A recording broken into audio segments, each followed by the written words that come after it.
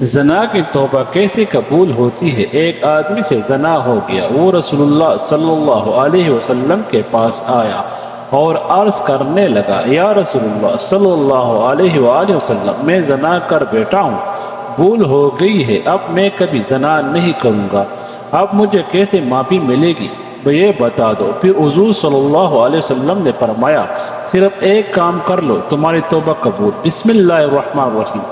واضح رہے کہ زنا بہت بڑا گناہ ہے۔ قرآن و حدیث میں زنا کی سخت مذمت بیان کی گئی ہے اور زنا کرنے والوں کے بارے میں سخت وعید نازل ہوئی ہے۔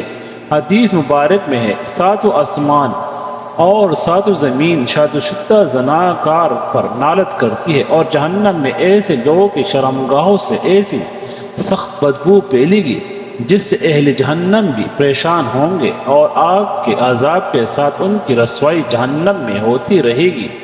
ایک دوسری حدیث میں ہے، حضرت ابو ہریرہ رضی اللہ تعالیٰ عنہ روایت فرماتے ہیں کہ رسول اللہ صلی اللہ علیہ وسلم نے فرمایا، زنا کرنے کے وقت مومن نہیں رہتا، چوری کرنے والا چوری کرنے کے وقت مومن نہیں رہتا، اور شراب پینے والا شراب پینے کے وقت مومن نہیں رہتا۔ حضرت ابو امامہ رضی اللہ تعالیٰ عنہ سے مروی ہے کہ ایک نوجوان نبی کریم صلی اللہ علیہ وسلم کی خدمت میں حاضر ہوا اور کہنے لگا، یا رسول اللہ صلی اللہ علیہ وسلم، مجھے زنا کرنے کی اجازت دے دیجیے گا۔ لوگ اس کی طرف متوجہ ہو کر اسے ڈانٹنے لگے اور اسے پیچھے ہٹنے لگے، لیکن نبی کریم صلی اللہ علیہ وسلم نے اس سے فرمایا، میرے قریب آ جاؤ۔ وہ نبی کریم صلی اللہ علیہ وسلم کے قریب جا کر بیٹھ گیا۔ نبی کریم صلی اللہ علیہ وسلم نے اس سے پوچھا، کیا تم اپنے والدہ کے حق میں بدکاری کو پسند کرو گے؟ اس نے کہا، اللہ کی قسم کبھی نہیں، میں آپ پر قربان جاؤں۔ نبی کریم صلی اللہ علیہ وسلم نے فرمایا، لوگ بھی ایسے اپنی ماں کے لیے پسند نہیں کرتے۔ پھر دریافت فرمایا، کیا تم اپنی بیٹی کے حق میں بدکاری کو پسند کرو گے؟ اس نے کہا، اللہ کی قسم کبھی نہیں، میں آپ پر قربان ہو جاؤں۔ نبی کریم صلی اللہ علیہ وسلم نے فرمایا، لوگ بھی اسے اپنی بیٹی کے لیے پسند نہیں کرتے۔ پھر پوچھا، کیا تم اپنے بہن کے حق میں بدکاری کو پسند کرو گے؟ اس نے کہا، اللہ کی قسم کبھی نہیں، میں آپ پر قربان جاؤں۔ نبی کریم صلی اللہ علیہ وسلم نے فرمایا، لوگ بھی اسے اپنی بہن کے لیے پسند نہیں کرتے۔ پھر پوچھا، کیا تم اپنی پھوپھی کے حق میں بدکاری کو پسند کرو گے؟ اس نے کہا، اللہ کی قسم کبھی نہیں، میں آپ پر قربان جاؤں۔ نبی کریم صلی اللہ علیہ وسلم نے فرمایا، لوگ بھی اسے اپنی پھوپھی کے لیے پسند نہیں کرتے۔ پھر پوچھا، کیا تم اپنے خالہ کے حق میں بدکاری کو پسند کرو گے؟ اس نے کہا، اللہ کی قسم کبھی نہیں، میں آپ پر قربان جاؤں۔ نبی کریم صلی اللہ علیہ وسلم نے فرمایا، لوگ بھی اسے اپنے خالہ کے لیے پسند نہیں کرتے۔ پھر نبی کریم صلی اللہ علیہ وسلم نے اپنے دست مبارک اس کے جسم پر رکھا اور دعا کی کہ اے اللہ، اس کے گناہ معاف فرما، اس کے دل کو پاک فرما اور اس کی شرمگاہ کی حفاظت فرما۔ راوی کہتے ہیں کہ اس کے بعد اس نوجوان نے کبھی کسی کی طرف توجہ بھی نہیں کی۔ نیز واضح رہے کہ ہر گناہ اللہ تعالیٰ کی نافرمانی ہے اور اس کی اطاعت اور فرمانبرداری سے اعتراض ہے، اور اللہ تعالیٰ کا نافرمان دنیا و آخرت میں کہیں چین اور سکون نہیں پا سکتا۔ گناہ کرنے والے کی زندگی تلخ کر دی جاتی ہے۔ اللہ تعالیٰ کا ارشاد پاک ہے، ترجمہ، اور جو شخص میری اس نصیحت سے اعتراض کرے گا تو اس کے لیے قیامت سے پہلے دنیا میں قبر اور تنگی کا جینا ہوگا۔ دنیا اور آخرت میں چین و سکون پانے کا ایک ہی راستہ ہے کہ اس کے پالنے والے خالق اور مالک کی نافرمانی چھوڑ کر اپنی پوری زندگی اس کی اطاعت اور فرمانبرداری میں گزارے جائے۔ پھر اللہ پاک اپنے بندوں کو پاکیزہ اور باللطف زندگی عطا فرمائیں گے اور آخرت میں خوب اجر و ثواب سے نوازیں گے۔ سورۃ النحل میں اللہ تعالیٰ کا ارشاد ہے، ترجمہ، جو شخص کوئی نیک کام کرے گا، خواہ وہ مرد ہو یا عورت، بشرطے صاحب ایمان، کیونکہ کافر کے اعمال صالح مقبول نہیں۔ تو ہم اس شخص کو دنیا میں تو باللطف زندگی دیں گے اور آخرت میں ان کے اچھے کاموں کے عوض ان کا اجر دیں گے۔ دین اسلام میں مایوسی بالکل نہیں ہے۔ انسان خطا کا پتلا ہے، گناہ انسان کی فطرت میں داخل ہے، لیکن بہترین ہے وہ شخص جو گناہ کر کے اس پر قائم نہ رہے بلکہ فوراً توبہ کر کے اللہ تعالیٰ سے معافی مانگ لے۔ نبی کریم صلی اللہ علیہ وسلم نے ارشاد فرمایا، ہر نبی، ہر بنی آدم انسان بہت زیادہ خطا کار اور لیکن اللہ تعالیٰ کے نزدیک بہترین خطا کار وہ ہے جو کثرت سے توبہ کرنے والا ہو۔ حضرت حذیفہ بن یمین رحمت رضی اللہ تعالیٰ سے مروی ہے کہ نبی کریم صلی اللہ علیہ وسلم نے ارشاد فرمایا، اے مسلمانوں، زنا سے بچو، اس لیے کہ اس میں 6 نقصانات ہیں، دنیا میں اور 3 آخرت میں۔ دنیا کے 3 نقصانات یہ ہیں: زنا کرنے والے کے چہرے کی رونق ختم ہو جانا، نمبر 2 مسلسل غربت، نمبر 3 عمر کم ہو جانا۔ آخرت میں پیش آنے والی 3 چیزیں یہ ہیں: اللہ کی ناراضگی، برا حساب و کتاب، دوزخ کی آگ میں ہمیشہ رہنا۔ زنا سے چہرہ بے رونق اور بے نور ہو جاتی ہے۔ مذکورہ بالا حدیث کی روشنی میں پتہ چلا کہ زنا کرنے والوں کو دنیا میں سخت ذلت اور رسوائی سے دوچار ہونا پڑتا ہے، جن میں پہلی سزا یہ ہے کہ زنا کرنے والے کے چہرے کی رونق ختم ہو جاتی ہے اور اس کے چہرے سے ہمیشہ ذلت اور خواری کا علامت ظاہر ہوتی ہے۔ ایک دوسرے مقام پر نبی کریم صلی اللہ علیہ وسلم نے ارشاد فرمایا، تم لوگ ضرور اپنی نگاہوں کی حفاظت کرو اور اپنے چہروں کو سیدھا رکھو، ورنہ تمہارے چہروں کو بے رونق، بے نور کر دیا جائے گا۔ زنا سے فقر و فاقہ و مسکن پیدا ہوتی ہے۔ حضرت عبداللہ بن عمر رضی اللہ تعالیٰ عنہ سے مروی ہے کہ آقا صلی اللہ علیہ وسلم نے ارشاد فرمایا، جب حکمران ظلم کرے تو آسمان سوکھ جاتا ہے، جب زکوٰۃ رک لی جائے تو مویشی ہلاک ہو جاتی ہے، جب زناکاری پھیل جائے تو فقر اور فاقہ اور مسکن عام ہو جاتی ہے، اور جب ذمہ ٹوٹ جانے لگے تو کافر کو غلبہ دیا جاتا ہے۔ اسلامی معاشرے کے پاس پاکیزگی کی حفاظت کرنا، ہر مسلمان کے عزت اور نفس اور روح کی طہارت باقی رکھنا اور اچھی نسبت کے لوگوں کو ملاوٹ کی غلاظت سے محفوظ کرنا، زنا کے حرام ہونے کی حکمت۔ عبرانی کی ایک صحیح روایت ہے کہ ابو علاس رضی اللہ عنہ نبی کریم صلی اللہ علیہ وسلم سے روایت کرتے ہیں کہ آپ صلی اللہ علیہ وسلم نے فرمایا، روزانہ آدھی رات کے وقت آسمان کے دروازے کھول دیے جاتے ہیں اور ایک پکارنے والے فرشتہ پکارتا ہے کہ کوئی دعا کرنے والا جس کی دعا قبول کی جائے، کوئی سوال کرنے والا جس کا سوال پورا کیا جائے، کوئی مصیبت زدہ جو دعا کرے اور اس کی مصیبت دور کر دیا جائے۔ یعنی آدھی رات کے بعد دعا قبول ہونے لگ جاتی ہے۔ ناظرین، اللہ تعالیٰ ہر دعا کرنے والے مسلمانوں کی دعا قبول فرماتے ہیں، سوائے زنائی کے جو اپنے شرمگاہ کے ذریعے غیر مرد کو سیراب کراتی ہے۔ زنائی عورت جو زنا کے ذریعے مرد کا دل بہلاتی ہے، پھر اس کی دعا قبول نہیں ہوتی۔ زنا کرنے والے لوگ خود اپنے آپ کو اللہ تعالیٰ کے عذاب کا مستحق بنا لیتے ہیں۔ حضرت عبداللہ بن عباس رضی اللہ تعالیٰ عنہ کہتے ہیں کہ رسول اللہ صلی اللہ علیہ وسلم نے فرمایا، جب کسی بستی میں زنا اور سود عام ہو جائے تو گویا اس بستی کے لوگوں نے اپنے آپ کو اللہ کے عذاب کا مستحق بنا لیا کہ ان پر کسی بھی طرح کا عذاب آ جائے۔ پھر اسی طرح زنانی کو دنیا میں بھی اللہ کی طرف سے سزا مل کر رہتی ہے، یعنی ایک کیسا جرم ہے کہ جس کی سزا دنیا میں بھی ملتی ہے۔ حضرت انس رضی اللہ عنہ کہتے ہیں رسول اللہ صلی اللہ علیہ وسلم نے فرمایا، 2 گناہ ایسے ہیں جن کی سزا میں جلدی کی جاتی ہے اور دنیا ہی میں دی جاتی ہے۔ نمبر 1 زنا، نمبر 2 والدین کی نافرمانی کرنے والا، ماں باپ کی بات نہ ماننے والا، اور یہ کہ جو شخص ایسی بیماریوں میں مبتلا ہو جاتے ہیں، یعنی زنا جیسی بیماری میں مبتلا ہو جاتا ہے تو پھر اس کا ایمان کیسے رخصت ہوتا ہے۔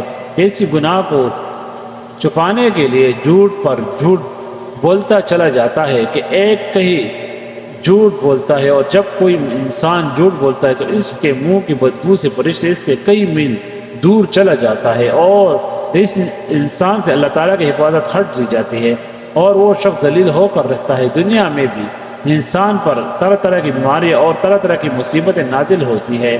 پھر بڑھاپے کی عمر میں زنا کرنا اللہ کے عذاب اور غصے کو بڑھانا ہے۔ اللہ تعالیٰ قیامت کے دن 3 لوگوں سے غصے کی وجہ سے بات نہیں کریں گے، اور نہ ہی جنت میں داخل ہونے کے لیے پاس کریں گے۔ ابو معاویہ حدیث کے راوی نے کہا، اور نہ ہی اللہ تعالیٰ ان کی طرف نظر کرم فرمائیں گے، اور ان کے لیے دردناک عذاب ہے۔ نمبر 1 بڈائی زنائی، اور دوسرا جھوٹا حکمران، اور تیسرا متکبر فقیر۔ پھر اسی طرح جس بستی میں زنا عام ہو جائے وہاں موتیں بہت ہونے لگتی ہے، موت کی کثرت ہو جاتی ہے، قتل کی کثرت ہو جاتی ہے۔ پھر اسی طرح کسی بھی غیر حاضر شخص کی بیوی سے زنا کرنے والا شخص پر اللہ تعالیٰ قیامت کے روز ایک سانپ مسلط کر دیں گے، یعنی کسی عورت کا شوہر کہا گیا ہوا ہے، اور ظاہر ہے کہ شوہر بیوی کا محافظ ہوتا ہے، اور اب اگر وہ اکیلی ہے تو اس کو اکیلا پا کر کسی نے اس کے ساتھ اگر برائی کی، اور ایسا شخص قیامت کے دن اس انجام سے دوچار ہوگا۔ اللہ تعالیٰ حضرت عبداللہ بن عمر رضی اللہ عنہ کہتے ہیں، رسول اللہ صلی اللہ علیہ وسلم نے فرمایا، جو شخص کسی غیر حاضر آدمی کی بیوی سے بستر پر آ کر بیٹھتا ہے تو اس کا انجام اس شخص جیسا ہے جیسے قیامت کے روز زہریلے سانپوں میں سے ایک سانپ ڈسے گا۔ پھر ہمسایہ کی بیوی سے زنا کرنے کا عذاب یا اس کی سزا کسی بھی دوسرے عورت کے ساتھ زنا کرنے سے 10 گنا زیادہ ہے، کیونکہ ہمسایوں کے بھی کچھ حقوق ہے۔ حضرت عبداللہ رضی اللہ عنہ پر بیان کرتے ہیں کہ میں نے رسول اللہ صلی اللہ علیہ وسلم سے پوچھا، کون سا گناہ اللہ کے نزدیک سب سے بڑا ہے؟ آپ نے فرمایا، یہ کہ تو اللہ کے ساتھ کسی کو شریک ٹھہرائے جبکہ اس نے تمہیں پیدا کیا ہے۔ وہ کہتے ہیں، میں نے آپ سے عرض کی، یہ تو واقعی بڑا گناہ ہے۔ وہ کہتے ہیں، میں نے پوچھا، پھر کون سا؟ آپ نے فرمایا، تو اپنے اولاد کو اس اندیشے سے قتل کر دے کہ وہ تمہارے کانے میں شریک ہو گئے۔ وہ کہتے ہیں، میں نے پوچھا، پھر کون سا؟ آپ نے فرمایا، پھر یہ کہ تو اپنے ہمسایہ کی بیوی کے ساتھ زنا کرے۔ صحابہ رضی اللہ تعالیٰ عنہ نے گناہوں سے متعلق دریافت کیا تو آپ صلی اللہ علیہ وسلم نے انہیں سب سے بڑی گناہ کے بارے میں بتلایا کہ وہ شرک ہے، شرک اکبر ہے، جسے اللہ تعالیٰ صرف توبہ ہی سے بخش دے گا۔ اگر شرک سے اکبر کا مرتکب بغیر توبہ کے مر گیا تو وہ ہمیشہ ہمیشہ جہنم میں رہے گا۔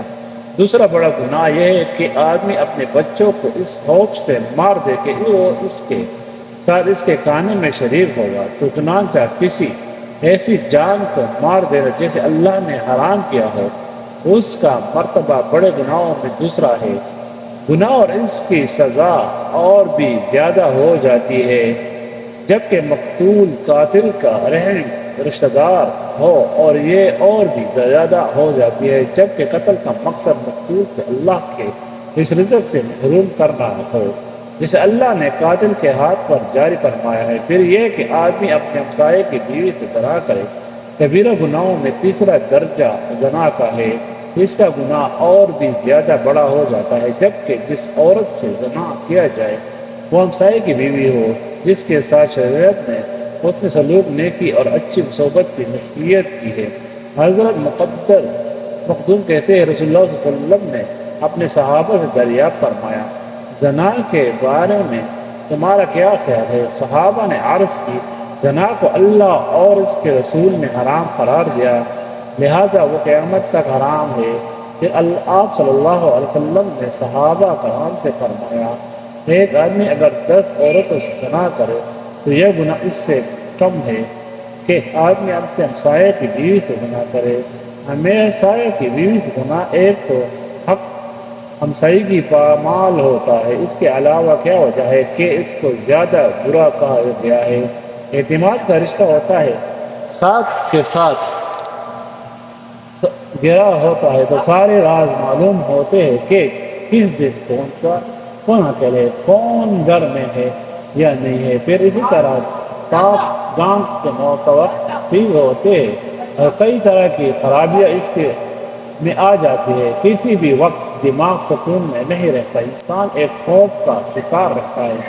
ناظرین، کیا آپ کو پتہ ہے کہ آخرت میں ایسے شخص کا انجام کیا ہے؟ کسی کو معلوم ہے؟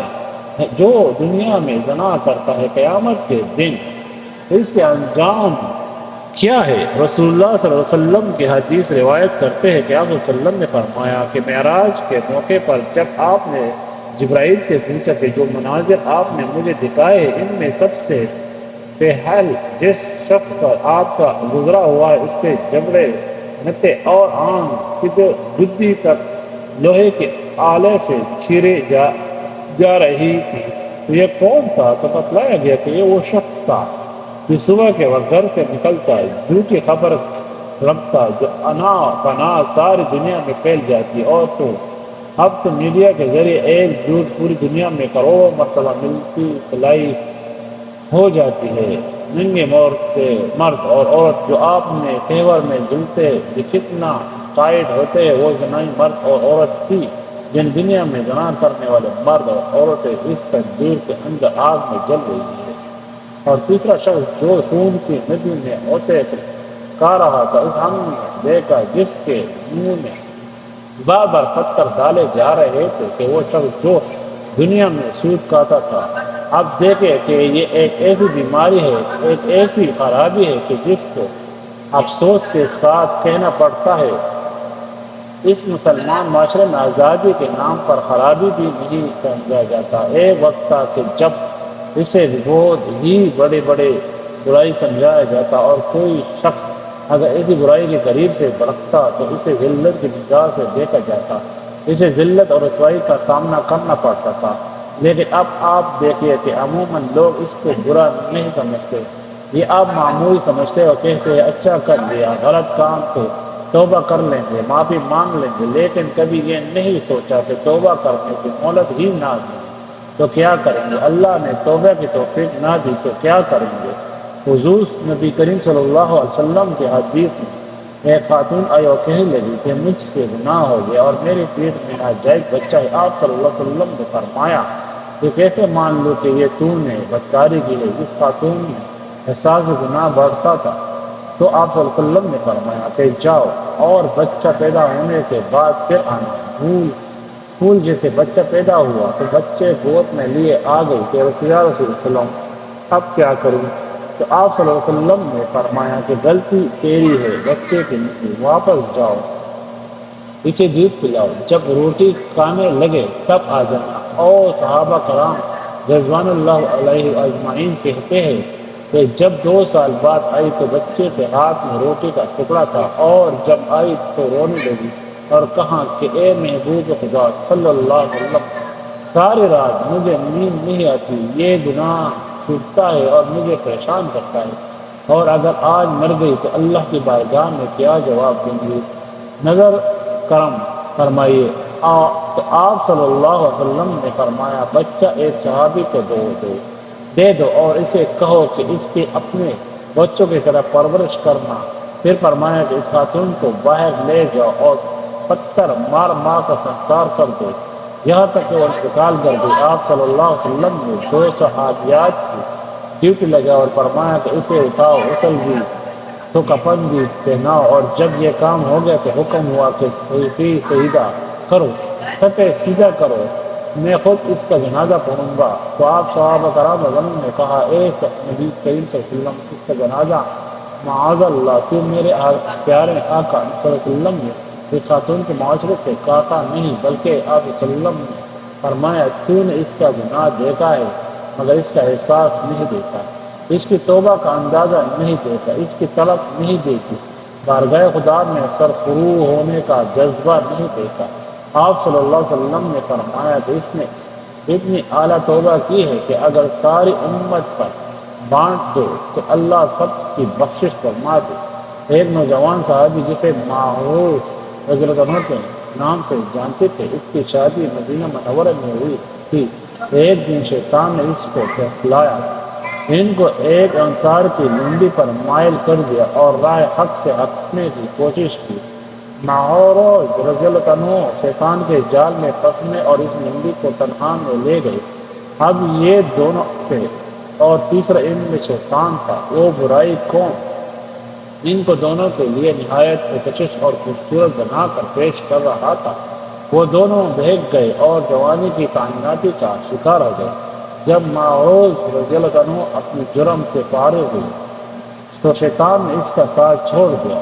اب وہ پھٹ پھٹ کر رونے لگے اور اپنے نفس کا محاسبہ کرنے لگے اور اپنے آپ کو ملامت کرنے لگے۔ گناہ کی آگ ان کے دلوں کو جلانے لگی۔ وہ بے قرار ہو کر آپ صلی اللہ علیہ وسلم کی خدمت میں آئے اور آپ صلی اللہ علیہ وسلم کے سامنے کھڑے ہو گئے۔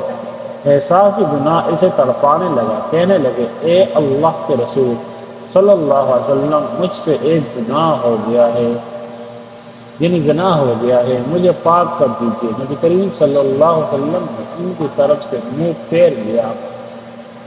وہ دوسری جانب آ گئے، بولے اے اللہ کے رسول صلی اللہ علیہ وسلم، میں شیطان کے چانسے میں آ گیا، زنا کر بیٹھا، مجھے پاک کر دیجیے۔ نبی کریم صلی اللہ علیہ وسلم نے فرمایا تجھ پر افسوس ہے، واپس چلا جا اور اللہ تعالیٰ سے اپنے گناہ کی معافی مانگ اور توبہ کر لو۔ وہ تھوڑی ہی دیر بعد پھر آ گیا، گناہ کی آگ میں ان سے آرام چین وہ صبر نہ کر سکا۔ نبی کریم صلی اللہ علیہ وسلم نے اس کے بارے میں حکم دیا کہ اسے یہاں سے نکال دو۔ اسے نکال دیا گیا، جو چوتھی مرتبہ پھر چلایا۔ نبی کریم صلی اللہ علیہ وسلم نے لوگوں سے پوچھا کیا دیوانہ ہے؟ لوگوں نے کہا اللہ کے رسول صلی اللہ علیہ وسلم، ہم تو اس میں ایسا کوئی مرض نہیں پاتے۔ آپ صلی اللہ علیہ وسلم نے فرمایا شاید اس نے شراب پی ہوئی ہو، اس لیے اسے حرکتیں کر رہا ہے۔ ایک آدمی کھڑا ہوا، اس نے معروض رضی اللہ عنہ کا منہ سونکھا، اسے شراب کی کوئی بو محسوس نہیں ہوئی۔ نبی کریم صلی اللہ علیہ وسلم نے پوچھا تجھے پتہ ہے زنا کیسے کہتے ہیں؟ اس نے کہا جی ہاں، میں ایک عورت کے ساتھ اسی طرح حرام کا ارتکاب کر بیٹھا ہوں جیسے ایک آدمی حلال طریقے سے اپنی بیوی کے پاس کرتا ہے۔ آپ صلی اللہ علیہ وسلم نے پوچھا آپ اس بات سے تمہارے کیا مطلب ہے؟ اس نے کہا مجھے پاک کر دیجیے۔ نبی کریم صلی اللہ علیہ وسلم نے مکمل تفتیش کروائی، جرم ثابت ہونے پر حد جاری فرمائی۔ آپ صلی اللہ علیہ وسلم نے حکم دیا اور اسے سنسار کر دیا گیا۔ جب اس کی نماز جنازہ پڑھائی اور اسے دفنا کر دیا گیا تو نبی کریم صلی اللہ علیہ وسلم دو آدمیوں کے پاس سے گزرے، وہ آپس میں باتیں کر رہے تھے کہ دیکھو اس آدمی پر اللہ نے پردہ ڈالا تھا، لیکن اس نے اپنے آپ کو خود ہی ہلاکت میں ڈال لیا، حتیٰ کہ اسے پتھر مار کر یوں ہلاک کر دیا گیا جیسے کتا مار دیے جاتے ہیں۔ نبی کریم صلی اللہ علیہ وسلم خاموش ہو گئے، پھر تھوڑا سا چلا آگے، ایک مردہ گدھا پڑا ہوا تھا، اسے دھوپ میں جلا دیا تھا اور وہ پھول گیا تھا۔ نبی کریم صلی اللہ علیہ وسلم نے اس گدھے کو دیکھا تو پوچھا فلاں فلاں آدمی کدھر ہے؟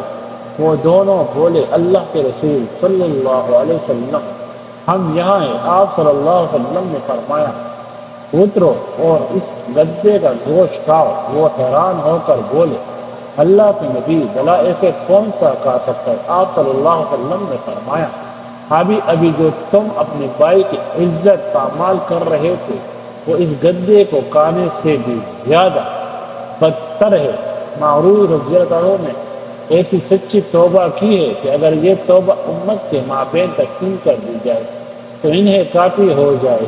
مجھے اس ذات کی قسم جس کے ہاتھ میں میری جان ہے اور اس وقت جنت کے نہروں میں روتے لگا رہے ہیں، اللہ پاک ہمیں ہر برے اعمال سے بچائے اور ہمارا خاتمہ ایمان پر فرمائے، آمین۔